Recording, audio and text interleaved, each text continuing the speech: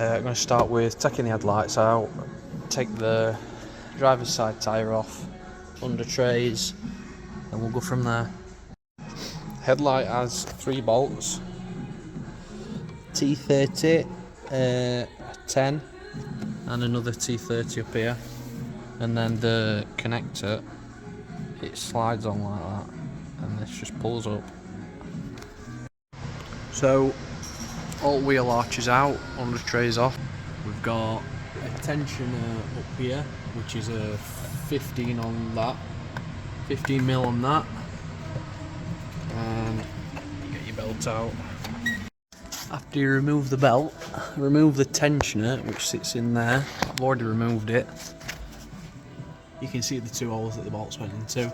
It's 2 13s, it'll come straight off. So next step, under car, is take off all the wires that go around the back of the engine cover. You can see they're clipped on. Oh, well, they were clipped on. All the way up. Take crankshaft position sensor out. Right, so next step is support the engine front bottom with a jack and take off the engine mount. So these here, that, and then there'll be 3 of these down here. I'm not sure what size they are yet, I think they're 17, 18. So, engine mounts off, supported from the bottom. The aircon pipe that runs in front of it, we're just going to have to work around it. There's no point disconnecting it, it just causes loads of hassle. There's 10mm bolts holding the cam cover on, so we can see if the camshaft's in line with the crank. Once we've got that off, we'll get back to it. So now we're at this bit, we've got the upper cover off, and we need to get, you can see these 2 holes, we need to get them lined up with the pinning points in the top of the engine. You put the pin through the top one, not the bottom one, but you want it lined up. I haven't got it lined up at the minute, but I'm going to line it up and show you. Use a little mirror. If you can't get your head down there, because you physically can't, get a little mirror, and then you can just see through it back there, and line it up, and shove your timing kit pin in. So as you can see, the pin is in the engine, stopping the crank from turning.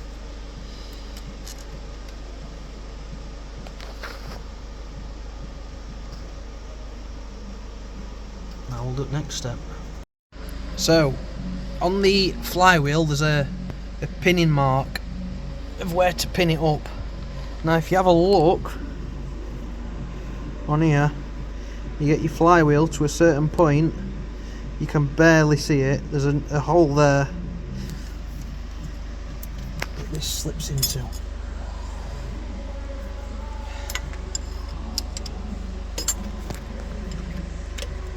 There you go, that's in time now, and then we get the crankshaft, the flywheel locking pin in. And this here is a crankshaft, well, flywheel locking tool. Put it in one of the grooves of the flywheel. There's a hole here. I've just put a nut and bolt for it to hold the tool in place, so that locks the flywheel off. And the flywheel can't turn now, as well as the camshaft not being able to turn. So the engine is completely locked in place now. Timing's locked up. We're on to the next step, which I think will be the lower timing cover.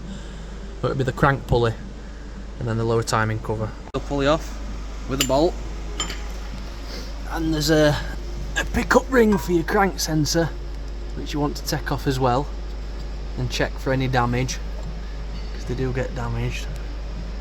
And we'll take that off and have a look at it. The next thing is, well, as you can see, the water pump has been leaking, which isn't good. But next thing is to remove this lower cover. So again, 10mm bolts all the way around, and we'll join you once that's off. So we've got the lower timing cover off, and as you can see, it's been leaking coolant all inside onto the belt. Lovely. And now we'll take off the belt tensioner, which will be at the top. I think it's that one there. So I'll catch you once it's done.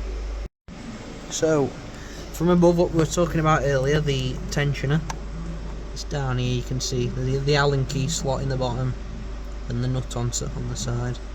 So we'll take the nut off, take the belt off, and whip the water pump off.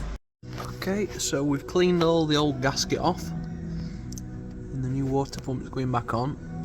I will clean all this because, as you can see, it's absolutely drenched. But after we've got the water pump on, I'll get it clean. So we're changing idlers now. It goes just behind that engine mount, like that. Slips straight behind it, and then bolt which goes through. So we've got the new tensioner on, just finger tight, so we can tighten it up. It's pinned up as well, and we got a centralising pin in there, and we'll chuck belt on now, making sure it's tight on the untensioned side of the tensioner, which is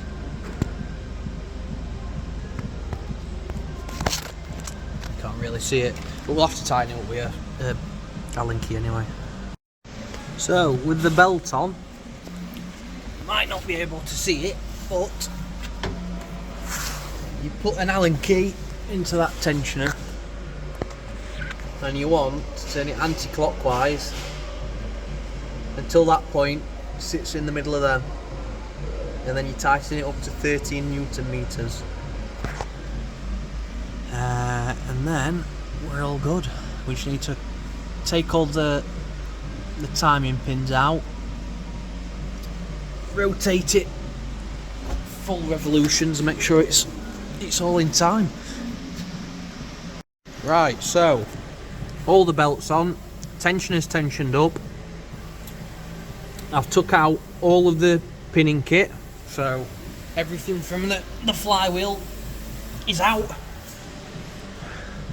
Camshaft locking pins out, crankshaft's out. I pulled it back on, marked up 6 o'clock. So I'm going to turn the engine over 4 times, 4 whole revolutions. Make sure after the 4 revolutions, get it back to this point. I'm going to put my locking pins back in. So 1 back in the cam, 1 in the flywheel, and 2 in the flywheel, and then we'll see if they're all pinned up good. We'll come back to the tensioner. The tensioner might have loosened a bit, we'll see. If it has, we tension it back up, and the job should be a good one.